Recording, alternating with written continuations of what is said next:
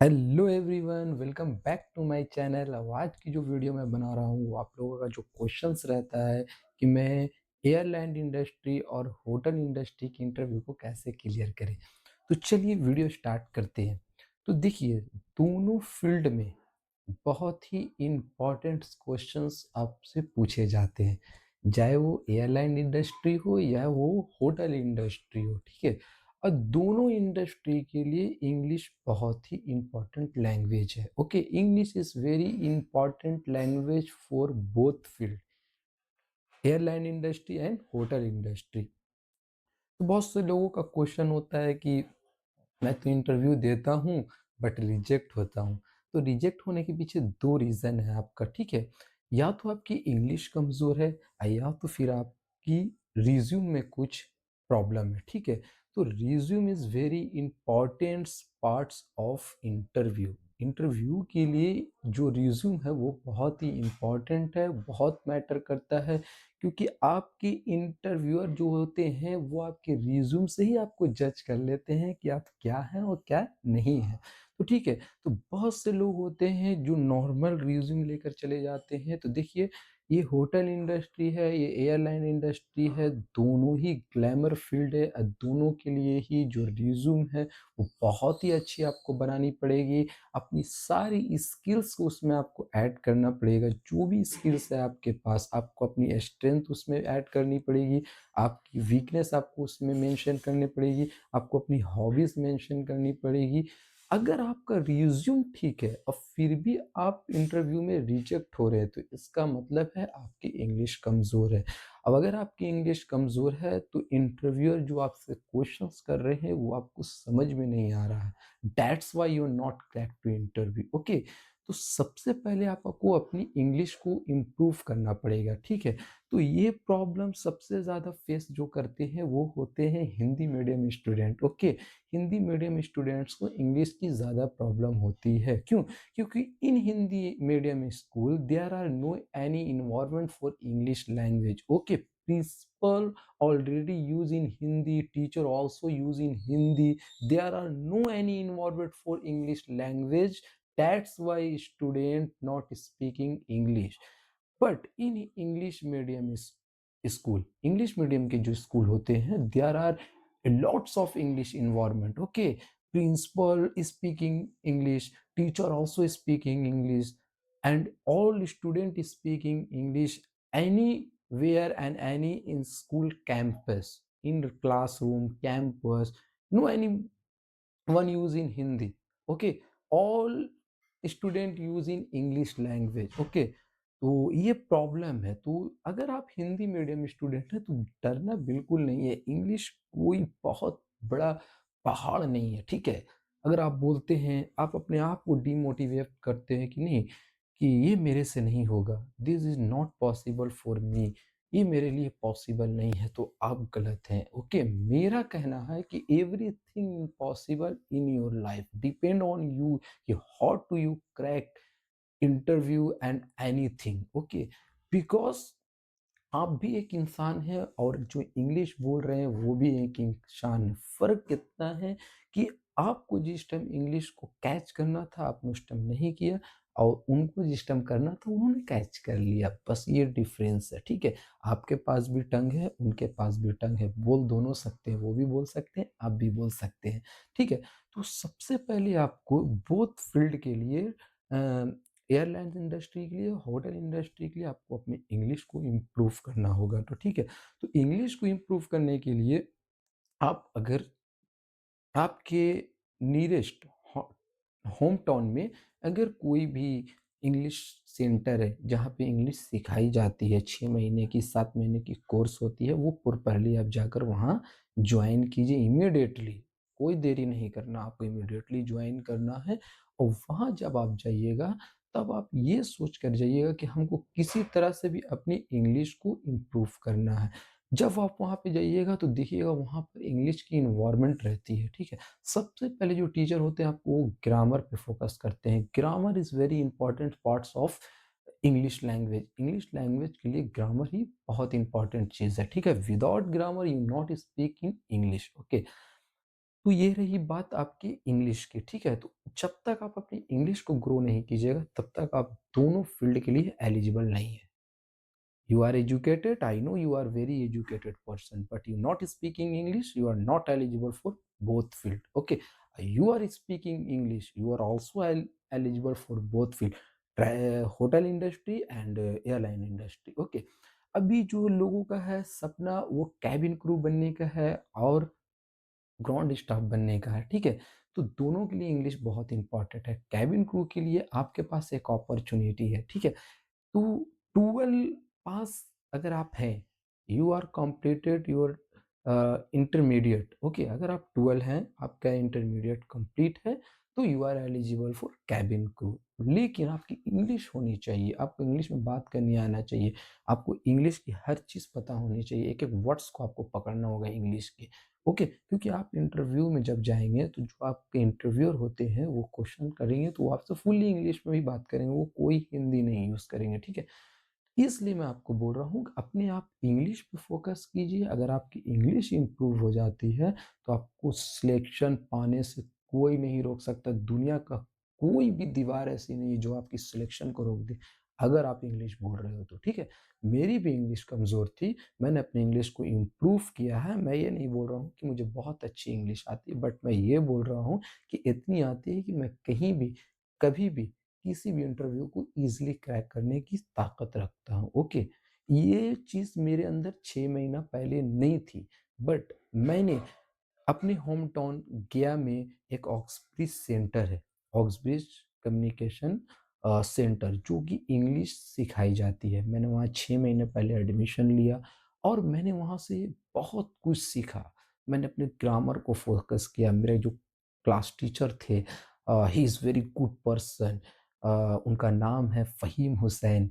आप अगर जाइए तो आप उनसे एक बार मिलिएगा, मेरा नाम लीजिएगा, मैं उनको बहुत फ़ेवरेट टीचर मानता हूँ अपने फ़हीम सर को। उनके बदौलत आज मैं अपनी इंग्लिश को ग्रो कर पाया, इम्प्रूव कर पाया और आज मैं अपनी इंग्लिश बोल पाता हूँ, किसी से भी इंग्लिश में बात कर पाता हूँ, ठीक है? लेकिन अगर आप ये सोच कर जा रहे हैं कि मैं ऑक्सब्रिज जाऊँगा और ऑक्सब्रिज जाकर मैं इंग्लिश सीख लूँगा, तो दिस इज़ नॉट पॉसिबल। वो आपको सिखाएँगे after class, this is your responsibility, you try speaking little bit English. आपको थोड़ी-थोड़ी इंग्लिश बोलनी पड़ेगी, तब आपको इंग्लिश बोलनी आएगी। सब कमाल इसका है, टंग का। जब इस पर कुछ आपके बैठ जाएगा, तो ऑटोमेटिक ही आपको बोलने आएगा। आप वहाँ पे एनवायरनमेंट मिलेगी, ऑक्सब्रिज के अंदर में, आप ऑक्सब्रिज जाइए, वहाँ पे आपको ग्रामर क्लास 45 मिनट्स की दी जाएगी। आपको उसी में आपको जीडी दी जाएगी। जीडी का मतलब होता है ग्रुप डिस्कशन। ग्रुप डिस्कशन से आपकी जो फ्लुएंसी होती है, जो आपकी स्पोकिंग होती है, वो ग्रो करती है। जब वो ग्रो करेगी तो आपको इंग्लिश बोलने से कोई नहीं रोक सकता है। तो ठीक है, तो आपके भी नियर बाय होम टाउन में अगर कोई ऐसा सेंटर है तो आप वहाँ जाएँ, इंग्लिश को पहले सीख लीजिए, इंग्लिश को इम्प्रूव कर लीजिए और उसके बाद होटल इंडस्ट्री हो या एयरलाइन इंडस्ट्री हो, दोनों के इंटरव्यू को क्लियर करने से कोई नहीं रोक सकता आपको। दोनों इंडस्ट्री की, अब एयरलाइन्स है, इंडिगो एयरलाइन्स है, एयर इंडिया एक्सप्रेस है, एयर इंडिया है, विस्तारा है और आपको आकाशा एयर है, ये सब की एक वेबसाइट होती है, ठीक है? आप उस वेबसाइट पे अप्लाई कीजिए, आप जाकर देखिए कि कहाँ पे वॉकिंग इंटरव्यू है। अभी मैं आपको बता रहा हूँ कि अभी बल्क में इंडिगो एयरलाइंस केबिन क्रू की इंटरव्यू ले रहा है, ठीक है? तो उसके लिए आपको उसकी वेबसाइट पे जाना पड़ेगा, वहाँ से जाके आपको अप्लाई करना पड़ेगा। क्यों ले रहा है? क्योंकि अभी बल्क में लेने का एक रीज़न है कि जो आपका हमारे इंडिया का जो है एविएशन मिनिस्टर है नायडू सर, उन्होंने एक एफडीटीएल लाया। एफडीटीएल का मतलब होता है फ्लाइट टाइमिंग डोनेशन लिमिट, यानी कि जो आपकी फ्लाइट उड़ाने की टाइमिंग होती है, उसका कानून आया। इंडिगो एयरलाइंस भारत की सबसे बड़ी एयरलाइंस है। 67% मार्केट शेयर है इंडिगो एयरलाइंस का, एक दबदबा है इंडिगो एयरलाइंस का। इंडिगो एयरलाइंस ऐसी एयरलाइंस है कि उसका दबदबा है अभी एयरलाइंस इंडस्ट्री पे। आपने देखा होगा अभी एयर इंडिगो के कुछ क्राइसिस हुए थे, फ्लाइट कैंसल हो रही थी, फ्लाइट डिले हो रही थी, पूरे माहौल को, पूरी सिचुएशन को इंडिगो ने बर्बाद करके रख दिया था। यहाँ तक कि इंडिगो के सीईओ को एविएशन मिनिस्टर नायडू सर के सामने हाथ जोड़ना पड़ गया था। आपने वो भी देखा होगा मीडिया के थ्रू, ठीक है? तो इंडिगो को ये प्रॉब्लम क्यों फेस करना पड़ा? एयर इंडिया को क्यों नहीं करना पड़ा? स्पाइसजेट को क्यों नहीं करना पड़ा? क्योंकि इंडिगो का 67% मार्केट शेयर है और ये जो फ्लाइट ड्यूटी टाइम लिमिट आया, इसमें क्या हो गया कि इसमें इंडिगो को अपने पायलट की कमी महसूस होने लगी। जब ये कमी महसूस होने लगी, तो ऑटोमेटिक फ्लाइट डिले होने लगी, फ्लाइट कैंसल होने चलेगी। अरे भाई, आपके पास पायलट है 1000, ठीक है? और फ्लाइट आपके पास 4000, तो how can you manage? How can you manage for this system? ये प्रॉब्लम थी। बट उन्होंने अपना उनके सीईओ ने, इंडिगो के सीईओ ने एविएशन मिनिस्टर से कुछ टाइम माँगा, तो 16 फरवरी को उन्हें टाइम मिला, जिसकी वजह से बल्क बल्क में इंटरव्यू चल रहा है इंडिगो एयरलाइंस का। अगर आप केबिन क्रू बनना चाहती हैं, तो आप जा सकती हैं। बहुत से बेस के लिए भी इंटरव्यू निकले हुए हैं, चंडीगढ़ के लिए है, कोलकाता के लिए है, दिल्ली के लिए है, रायपुर के लिए है, मिज़ोरम के लिए, बहुत सी जगह पे हैं। आप उनकी वेबसाइट पर जाकर देख सकते हैं। लेकिन जाने से पहले कुछ डॉक्यूमेंट्स मैंडेटरी है। मैं आपको बता देता हूँ कि अगर आप केबिन क्रू बनना चाहते हैं, तो passport is very important document for interview. Okay, तो पासपोर्ट आपको लेकर जाना है, आधार लेकर जाना है, पैन लेकर जाना है और आपको तीनों सर्टिफिकेट लेके जाना है, 10, 12 एंड ग्रेजुएशन। अगर आपका ग्रेजुएशन नहीं भी है, तो you are eligible for cabin crew interview only intermediate student, okay, not 10th। Intermediate student also eligible for cabin crew interview in IndiGo airlines, okay. और उसके साथ-साथ आपकी इंग्लिश बहुत ही अच्छी होनी चाहिए। बहुत अच्छी होने का मतलब मैं ये बोल रहा हूँ, आपकी इंग्लिश फ्लुएंस होनी चाहिए। आपको इंग्लिश में बोलने से थोड़ा-सा भी हेजिटेशन नहीं होनी चाहिए। Okay? You are speaking fluent English, you are eligible for this interview, you are not speaking fluent English, you are not eligible. Okay? मैं पहले ही बता रहा हूँ। अगर आप लोगों में ये चीज़ है, तो आप इंटरव्यू के लिए जाएँ और पूरी प्रिपरेशन के लिए जाएँ। अब अगर कोई डाउट है, तो मैं अपना नंबर आपको अपने डिस्क्रिप्शन बॉक्स में दूँगा, आप डायरेक्ट मुझसे व्हाट्सएप से कॉन्टैक्ट कर सकते हैं। अभी कुछ दिन पहले मेरा स्पाइसजेट में सिलेक्शन हुआ था, लेकिन कंपनी के कुछ ऑपरेशनल रीज़न के कारण जॉइनिंग होल्ड है, जिसकी वजह से मैं वेट कर रहा हूँ। बिकॉज़ मुझे अभी कोई एयरलाइंस में जाना नहीं है, because I am also selected for SpiceJet airlines, but due to some operational reason company put my joining in hold, okay. तो that's why I am not join to last month in December, okay. तो मैं join करता, but ये problem face करना पड़ा, इसलिए मैंने नहीं जॉइन किया। अभी कंपनी ने हम लोग की जॉइनिंग को होल्ड पे रख दिया है। अब कंपनी के कोई भी नोटिफ़िकेशंस आएँगे, तब मैं जाऊँगा। लेकिन आई am not eligible for cabin crew, because cabin crew की जो हाइट होती है, वो मेल के लिए 170 सेंटीमीटर होती है और फीमेल के लिए 155 मीटर होती है। तो मेरी 162 है, तो that's why I am not eligible for cabin crew, okay. Cabin crew के लिए मैं एलिजिबल नहीं हूँ। इसके लिए मैं प्रिपरेशन भी नहीं करता हूँ, क्योंकि मुझे पता है कि मैं एलिजिबल ही नहीं हूँ, तो क्यों प्रिपरेशन करूँ, ठीक है? आपको मैं एक बात और बताता हूँ, सबसे बड़ी आप गलती क्या करते हैं इंटरव्यू में, इंटरव्यूअर का क्वेश्चंस रहता है कि tell me something about yourself. वो बोल रहे हैं कि आप अपने बारे में कुछ बताएँ। आपका आंसर क्या होता है? आपका आंसर होता है माय नेम इज़ ये, माय नेम इज़ वो, माय फादर नेम इज़ ये, माय मदर नेम इज़ ये। अरे बेवकूफ़! आप बेवकूफ़ हैं क्या? आपसे वो आपके बारे में पूछ रहे हैं, आपके फैमिली बैकग्राउंड से उनको कोई लेना ही देना नहीं है। आप पूरा चालू हो गए अपनी फैमिली के बारे में, अपने भाई के बारे में, ये कौन-सा तरीका है भाई? समझो तो क्या बोल रहे हैं। वो बोल रहे हैं tell me something about yourself. आप अपने बारे में बताएँ, तो आप अपने बारे में बताएँ कि मेरा नाम ये है, मेरा नाम वो है, मेरे पास ये स्किल्स है, मेरी क्वालिफ़िकेशन ये है, मैं यहाँ का रहने वाला हूँ, मैं यहाँ से पढ़ाई किया हूँ। आप इस चीज़ को वहाँ पे रखें ना। बहुत से लोग होते हैं हॉबीज़ में बहुत कुछ मेंशन कर देते हैं।